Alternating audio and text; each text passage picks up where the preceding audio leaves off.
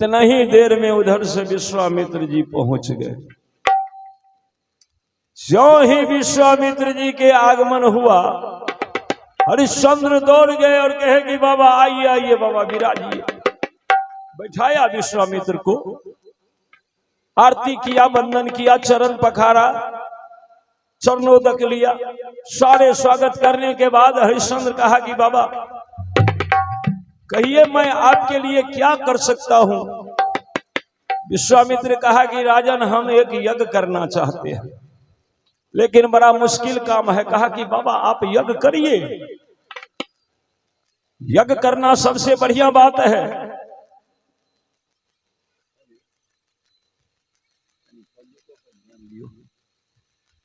बोलिए भक्तवत्सल भगवान की।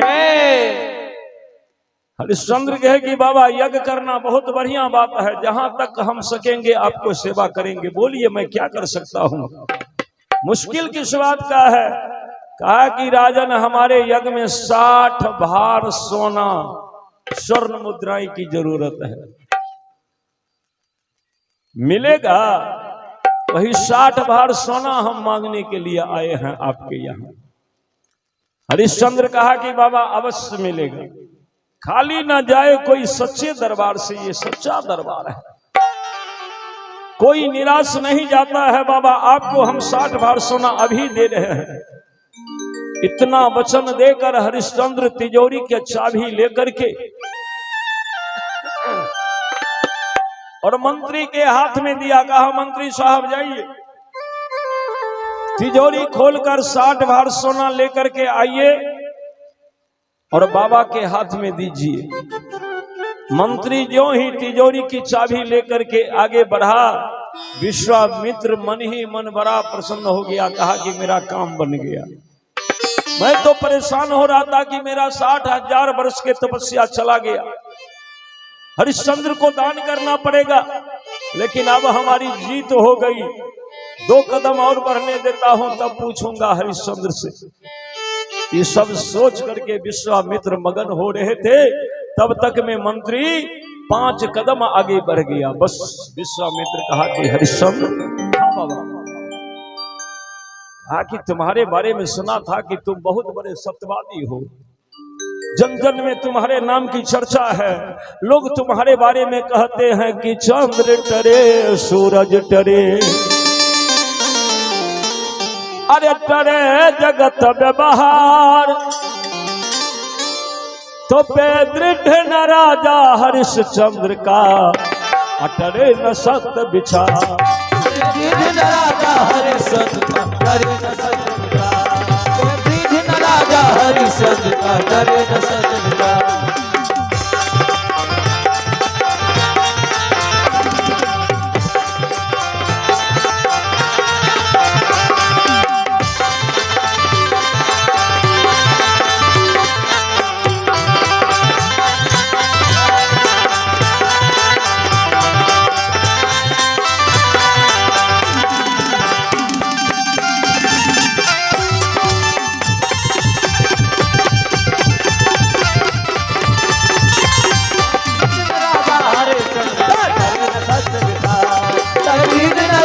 हरिश्चंद्र का करे न सत्य विचार। तुम्हारे बारे में तो इतना सुना था कि हरिश्चंद्र बड़े सत्यवादी है, लेकिन आज देखने को मिला है तो लगता है कि तुमसे बड़ा झूठा तो दुनिया में कोई नहीं है। इतना बात जो कहा ना हरिश्चंद्र बाबूजी कान बंद कर ली। कहा कि बाबा अगर बड़ा अपराध किया है ना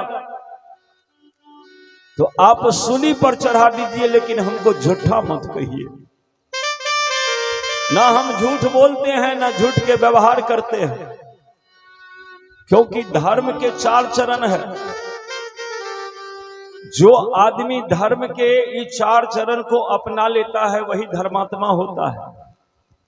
प्रथम चरण है सत्य, दूसरा चरण है दया, तीसरा है दान और चौथा है पवित्रता। ये 4 गुण हरिश्चंद्र में देखने को मिल रहा है। कहा कि बाबा हम झूठे कैसे हैं? कहा कि तुम झूठ नहीं बोलते। कहा नहीं। कहा तो सुनो, रात में तुम किसी को कुछ दान में दिए हो स्वप्न में। अब हरिश्चंद्र को समझते देर नहीं लगा। हरिश्चंद्र समझ गया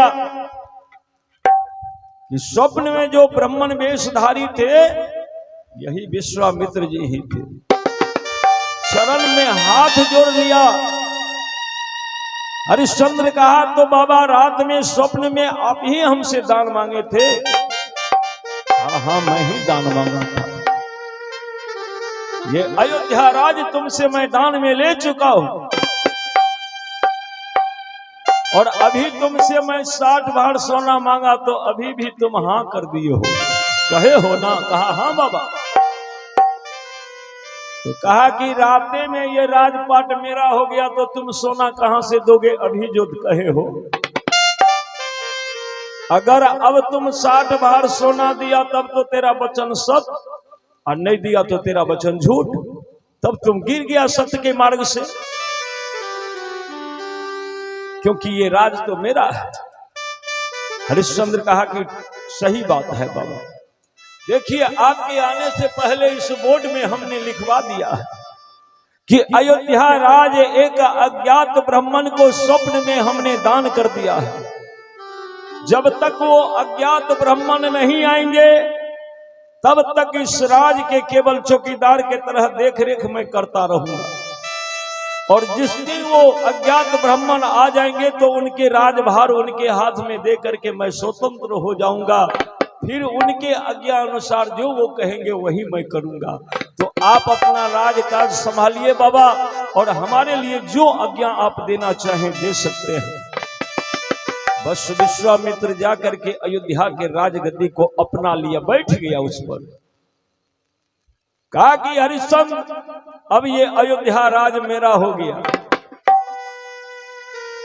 अब तुमसे हमको कुछ नहीं लेना है। तुम जो अभी कहे कि यज्ञ करने के लिए 60 भाड़ सोना देंगे, तो अब बोलो दे सकते हो वो 60 भाड़ सोना? हरिश्चंद्र कहे कि हाँ बाबा, बोला है तो अवश्य उस वचन को हम सत्य करेंगे, पूरा करेंगे। कहा तो जरा बताओ तो कहां से लाओगे 60 भाड़ सोना? कहा कि बाबा 60 भाड़ सोना के लिए बिकना पड़ेगा, हम अपने आप को बेच देंगे। अगर उससे भी पूरा नहीं होगा तो हम अपने धर्म पत्नी महारानी सेव्या को बेच देंगे। उससे भी यदि पूरा नहीं हुआ तो हम अपना एकलौता बेटा राजकुमार रोहित को बेच देंगे। अरे किस बाजार में बेच दोगे? उस बाजार के जरा नाम बताओगे? कहा कि दुनिया में अनेक बाजार है, जहां बिक सकेंगे वहां बेच देंगे। कहा लेकिन हरिश्चंद्र उदय से लेकर अस्त तलक तेरा राज है। हरिश्चंद्र के समय में देखिए कितना बड़ा ये राज था। मान लीजिए कि पूरे पृथ्वी पर उस समय एक ही राजा यही थे हरिश्चंद्र, जो चक्रवर्ती सम्राट कहलाते थे। अब जहां से सूर्य भगवान उदय होते हैं वहां से लेकर और शाम को जहां जाकर अस्त हो जाते हैं, इतना दूर के राजपाट सब हरिश्चंद्र का ही था। कहा कि आज से मैं राजा बन गया, मेरा हो गया, और मैं इतने दूर में तुम्हें बिकने ही नहीं दूंगा। तब क्या करोगे? घेर दिया हरिश्चंद्र को कि ये स्वीकार कर ले कि हाँ हम झूठ बोल दिए। लेकिन हरिश्चंद्र है, कहा कि चोरू न धर्म अपना, चाहे ये प्राण तन से निकले। छोरो न धर्म अपना, प्राण तन से निकले। छोरो न धर्म अपना, चाहे प्राण तन से निकले। छोरो न धर्म अपना।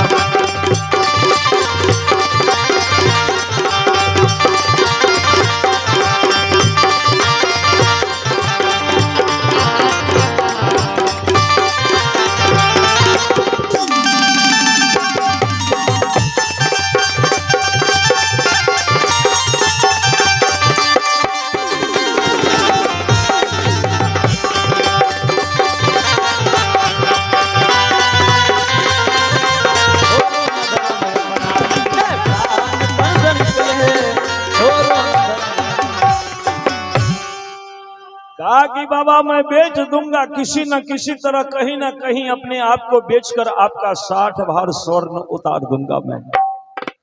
कहा कि राजन बिकना बाद में, थोड़ा पहले बता दो न कहां बिकोगे। तो हरिश्चंद्र क्या जवाब देते हैं सुनिएगा। कहा कि बाबा हम भी जानते हैं कि उदय से लेकर अस्त तलक अयोध्या राज है, लेकिन इसी बीच में एक काशी नगरी है, छोटा सा नगरी है, और काशी को शंकर भगवान अपने त्रिशूल पर बसाया है, बड़ा प्राचीन नगरी है। तो काशी भगवान भोलेनाथ के त्रिशूल पर है और अयोध्या से वो अलग है, उस पर किसी का अधिकार नहीं है, वो स्वतंत्र नगरी है, वहीं जाकर बिक जाएंगे। क्रोध में विश्वामित्र बोल दिए कि कब तक बिक जाओगे। हरिश्चंद्र कहा कि बाबा अब जाएंगे, बिकेंगे, कम से कम 1 महीना का समय दे दीजिए। कहा अगर 1 महीना में मेरा 60 भार सोना नहीं दिया तब।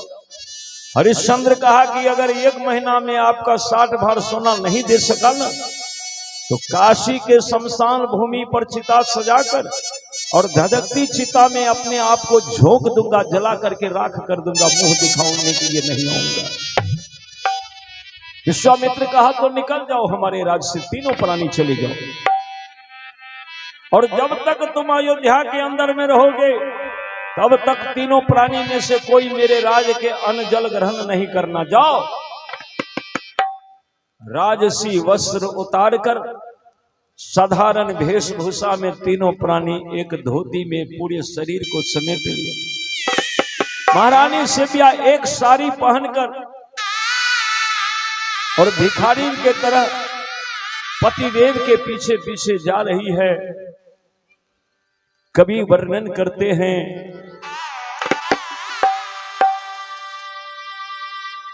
जब राजा हरिश्चंद्र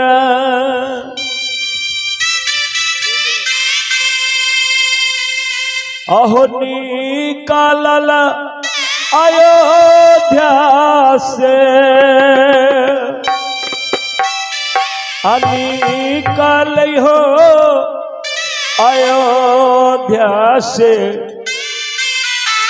अयोध्या नगर सोना लगई रे भमरवा। अयोध्या नगर सोना लगई छै रे दैवा।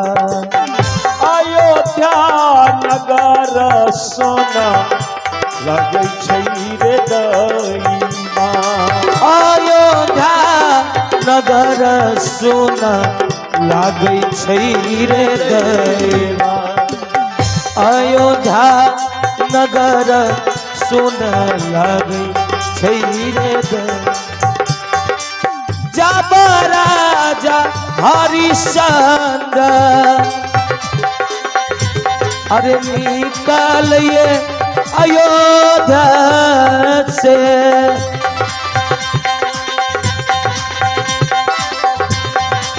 निकालिए अयोध्या से। अयोध्या नगर सुन लगई छै रे दैवा। अयोध्या नगर सोना लगई छै रे दैवा। अरे अयोध्या नगर सुन लगई रे भंवरवा।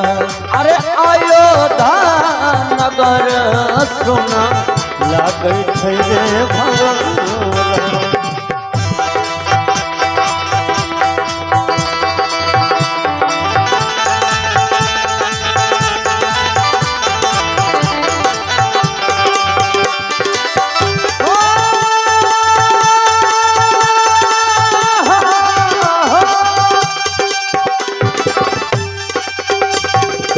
जब राजा हरिश्चंद्र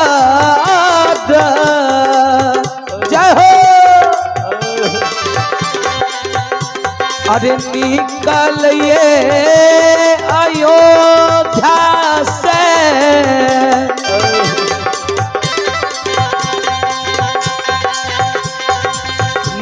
निकलिए अयोध्या से अयोध्या नगर सुना लागई रे कहरिया अयोध्या नगर सोना लागै छै रे दैवा हाथी हाथ सारा रोबई रोबई घर सारा बारे रोबई घर सारा बारे आरो रोबई नगर के लोग मारे दैवा आरो रोबै नगर के लोग मारे दैवा हाथी हाथ सारा रोबई हो घोड़ा घोड़ा सारावा हो घोड़ा घोड़ा सारावा हो आरो रोबई नगर के लोग वारे दैवा आरो रोबै नगर के लोग मारे दैवा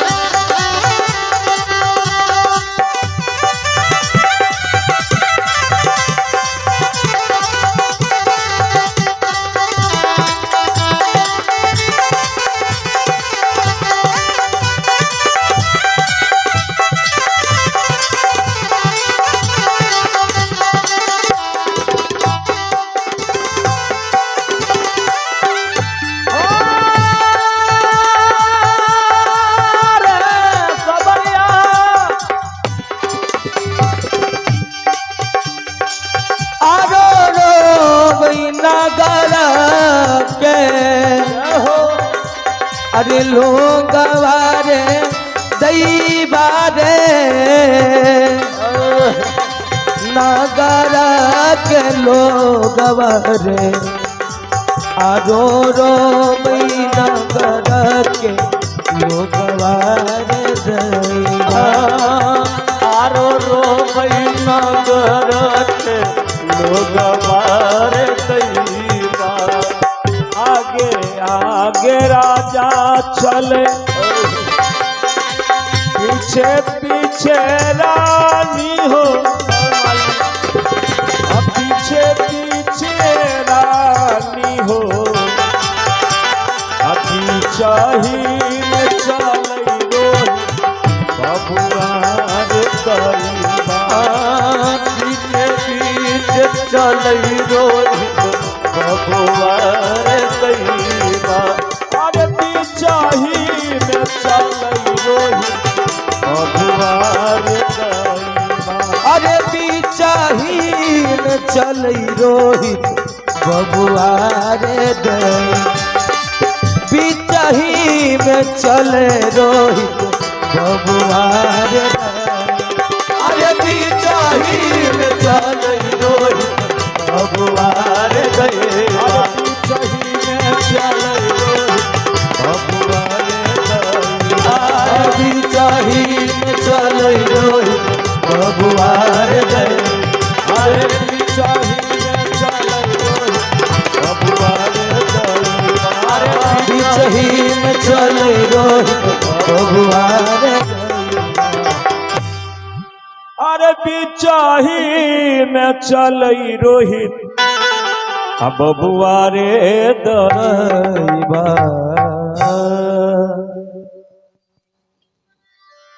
हारमोनियम कितनी और उठाइए। तीनों प्राणी बाबूजी चलने लगे। देखिए स्वाभाविक बात है, चक्रवर्ती सम्राट के धर्म पत्नी है माता सिद्धिया, तो अनुभव किया जाए कि यदि वो राजभवन से बाहर निकलती होगी तो बिना सवारी के तो कहीं जाती नहीं होगी। लेकिन जीवन में ऐसा भी घटना घट जाता है कि चक्रवर्ती सम्राट को भी पैदल चलना पड़ता है, और इसीलिए राजमाता शिव्या पांव पैदल पतिदेव के पीछे पीछे चल दिए। एकाधे कोस आगे बढ़ी कि पांव में छाला पड़ गया, फोका पड़ गया, फफोला पड़ गया, पांव में लहर मारने लगा। तो राजमाता शिव्या जिस वृक्ष के नीचे बैठ जाती है ना, तो फिर चलने का साहस नहीं होता है। फूल जैसा बच्चा राजकुमार रोहित अन्न के लिए तड़पने लगा, मुंह पर फुफरी पड़ने लगा, प्यास से कंठ सूखने लगा। तो कंधा के सहारे देकर के शिव्या को लेकर के हरिश्चंद्र आगे बढ़े हैं और गोद में अपने प्रिय पुत्र रोहित को लेकर के हरिश्चंद्र काशी की तरफ जा रहे हैं। क्योंकि बातों ही बात में 10-20 दिन तो निकल गया। हरिश्चंद्र को चिंता सताने लगा कि इसी तरह से अगर चलते रहे तो 1 महीना में भी काशी नहीं पहुंच पाएंगे, क्योंकि कोस तो कोस चलते हैं और सारे दिन सारे रात बैठे रह जाते हैं। तो भोला बाबा से हरिश्चंद्र निवेदन किया, हे भोले बाबा, भोले बाबा मेरे आ दुनिया में हो पार नैया लगा दीजिए।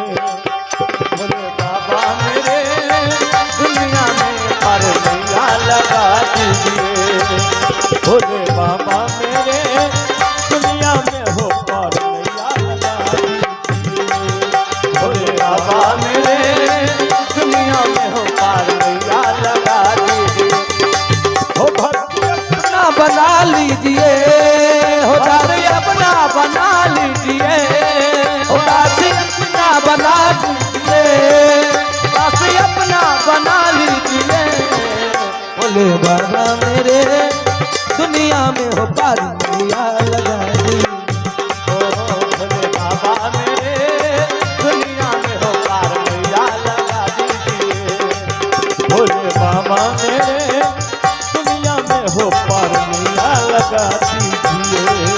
भोले बाबा मेरे दुनिया में हो पार नैया लगा दीजिए।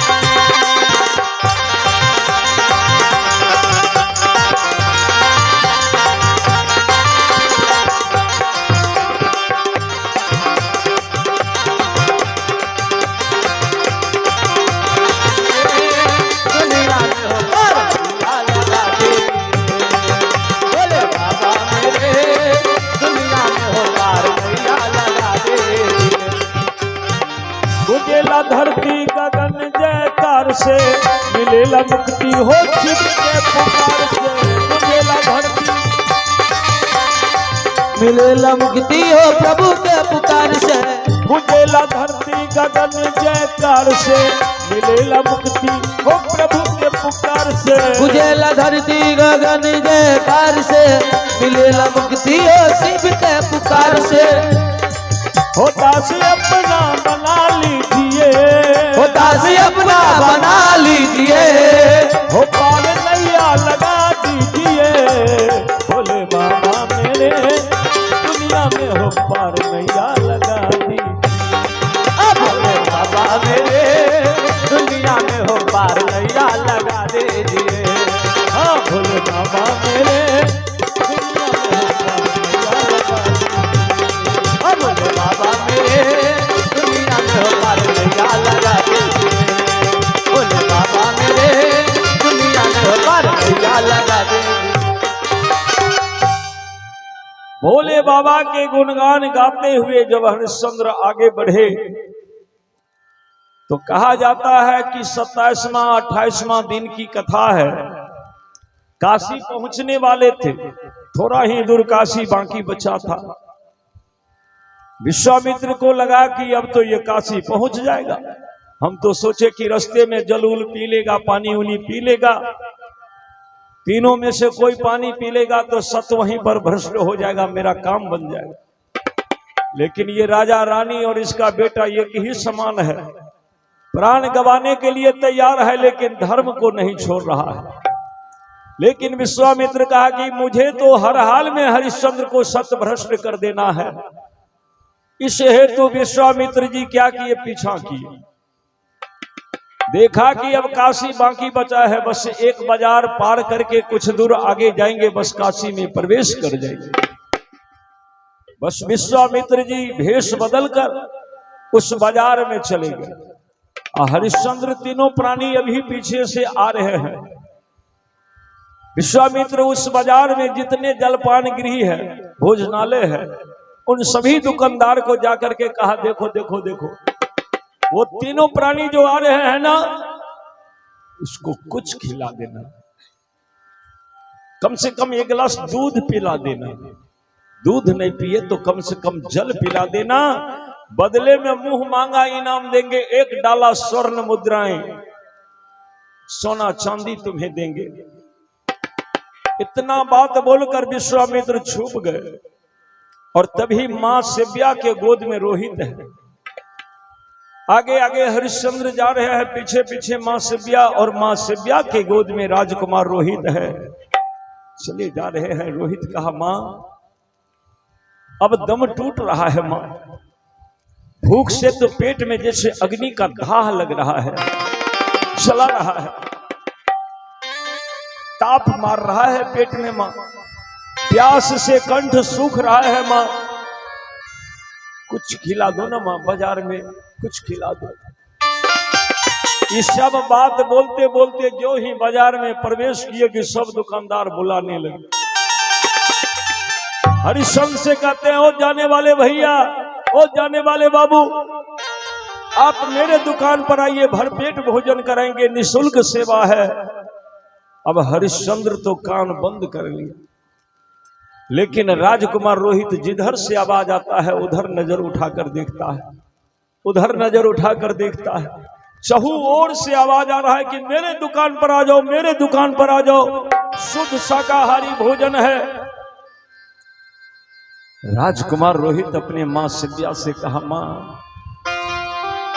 मैं अन्न और पानी के बिना मरा जा रहा हूं, कब प्राण निकल जाएगा मुझे पता नहीं, लेकिन तुम कितना कठोर हो गई मां, तुम्हारे गोद में तेरा बेटा दम तोड़ रहा है, मरने के लिए जा रहा है, और ये सारे दुकानदार बाबू खिलाने के लिए तैयार है, फिर भी तुम क्यों नहीं जाती हो किसी दुकान पर? चलो न मां, कुछ खिला दो न मां। बेटा अभी हम काशी में नहीं प्रवेश किए हैं, और जब तक काशी नहीं पहुंच जाएंगे तो हम एक घूंट जल भी नहीं पिएंगे, और यदि हमने जल पिया तो याद रहे महान सत्यवादी की सत्य भ्रष्ट हो जाएगा। राजकुमार रोहित कहा कि मां अभी कह रहा हूं तो मना कर रही हो, कहीं मैं मर गया तो मेरे सर पर आंसू बहोगी, मेरे लाश पर आंसू बहोगी। मां शिव्या कही कि बेटा नहीं, भगवान है, जिसको भगवान की कृपा बनी है जिस पर, तो भगवान डूबते हुए नैया को पार उतार देते हैं। गाया है कवि ने कि राम ना बिगाड़ी है जेकर केहू ना बिगाड़ी जी, राम ना बिगाड़ी है केहू ना बिगाड़ी जी, राम ना बिगाड़ी है जेकर केहू ना बिगाड़ी जी, राम ना बिगाड़ी है केहू ना बिगाड़ी जी, केहू ना बिगाड़ी बिगाड़ी जी, राम ना बिगाड़ी है रे जेकर, केहू ना बिगाड़ी जी, राम ना बिगाड़ी है केहू ना बिगाड़ी जी, राम ना बिगड़े।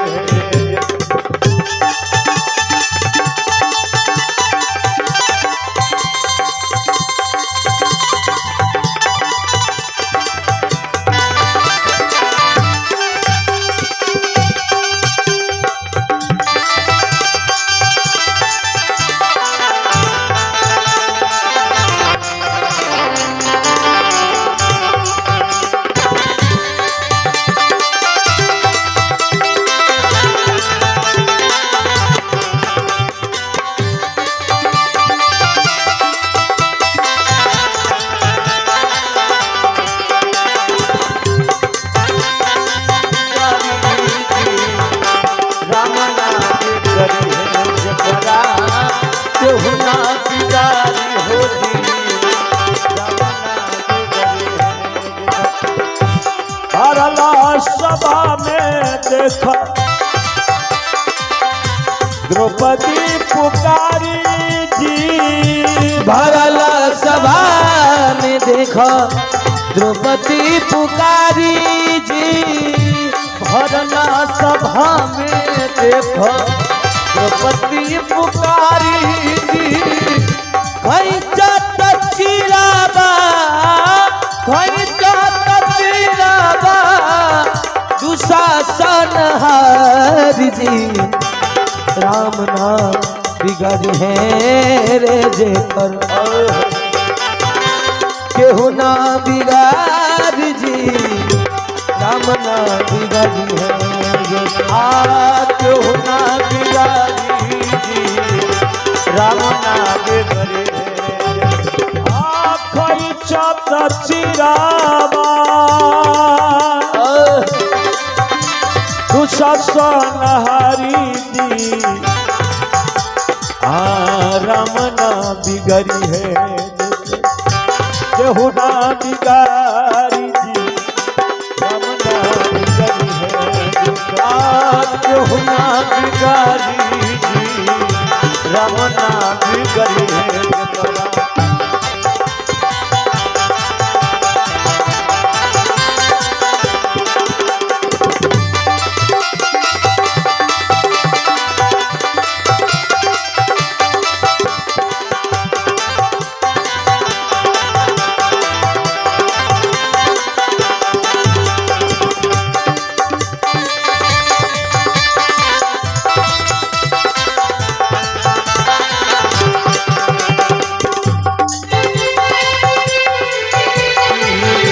राम ना बिगड़ी है जकरा, केहू ना बिगाड़ी जी, राम ना बिगड़ी है।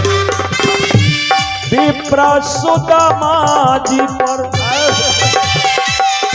फेरले नजर जी, विप्र सुदामा जी पर फेरले नजर जी, सुदामा जी पर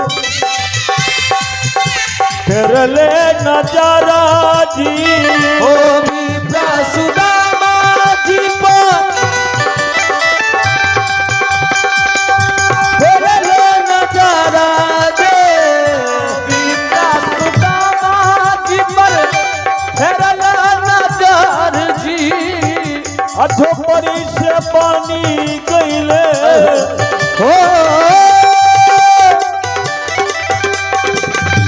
झोपड़ी से बनी गईले महल अटारी जी, राम ना बिगड़ी है केहू ना बिगाड़ी, राम ना बिगड़ी है जेकर, केहू ना बिगाड़ी जी, राम ना बिगड़ी है, केहू ना बिगाड़ी जी, राम ना बिगड़ी।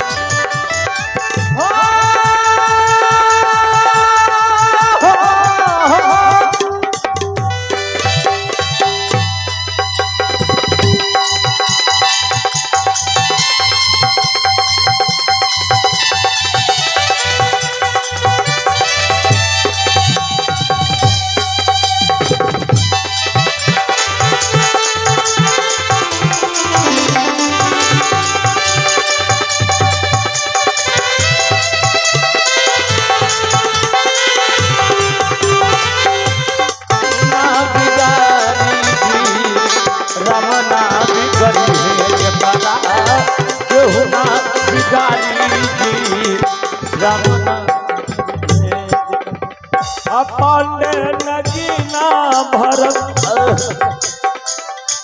हरि पर भरोसा कर।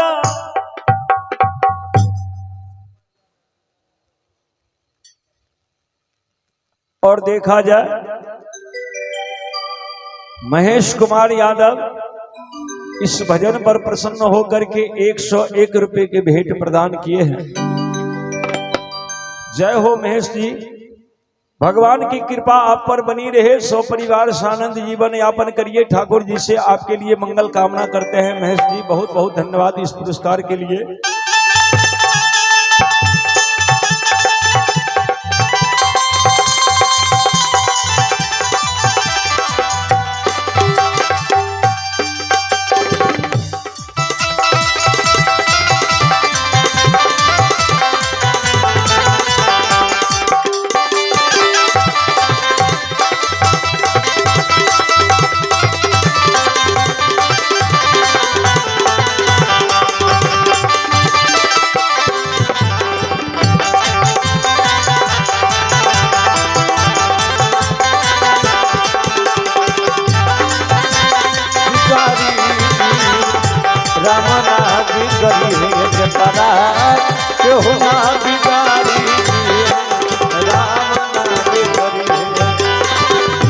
पांडे नगीना भरत प्रभु पर भरोसा कर। पांडे नगीना भरत प्रभु पर भरोसा कर। पांडे नगीना पांडे नगीना पांडे नगीना भरत हरि पर भरोसा कर। पांडे नगीना भरत हरि पर भरोसा कर। हो पांडे नगीना भरत हरि पर भरोसा कर। पांडे नगीना भरत हरि पर भरोसा कर। कई हो हरि के गुणमा, कई हो हरि के गुणमा, छोरी दुनियादारी दी। रमना बिगड़ी है, रमना बिगड़ी है, रमना बिगड़ी है, केहुना बिगाड़ी दी। रमना बिगड़ी है, केहुना बिगाड़ी दी। रमना बिगड़ी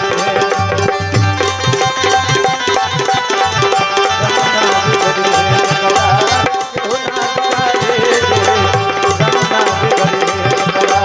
केहुना बिगाड़ी दी। रमना बिगड़ी है। मां सभ्या क्या किए, देखा कि छोटा सा बच्चा भूख प्यास से तिल मिला रहा है, नहीं मानेगा। झट से मां सभ्या अपने आंचल से क्या किए, रोहित के पूरा सर को ढक दिए। रोहित के मुंह कान झांप करके कंधा पर सर को रख लिया, पीठ थपथपाते हुए, बेटा थोड़ा दूर काशी बचा है, चल बेटा। हिम्मत न हारिए, अब प्रभु ना बिसारिए, हंसते मुस्कुराते हुए जिंदगी गुजारिए। हिम्मत ना हारिए, क्योंकि जीवन में दुख आएगा सुख आएगा, आना है इसको।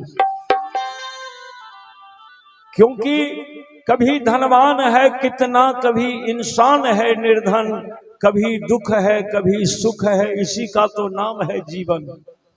जीवन हुआ है तो सुख दुख तो आएगा, लेकिन कई लोग दुख में रोने लगते हैं और सुख में हंसने लगते हैं, ये तरीका नहीं है। दुख आने पर रोना नहीं चाहिए और सुख आने पर हंसना नहीं चाहिए। हिम्मत ना हारिए, प्रभु ना बिसारिए, हंसते मुस्कुराते हुए जिंदगी गुजारिए। सर्वदा मुस्कुराते रहिए।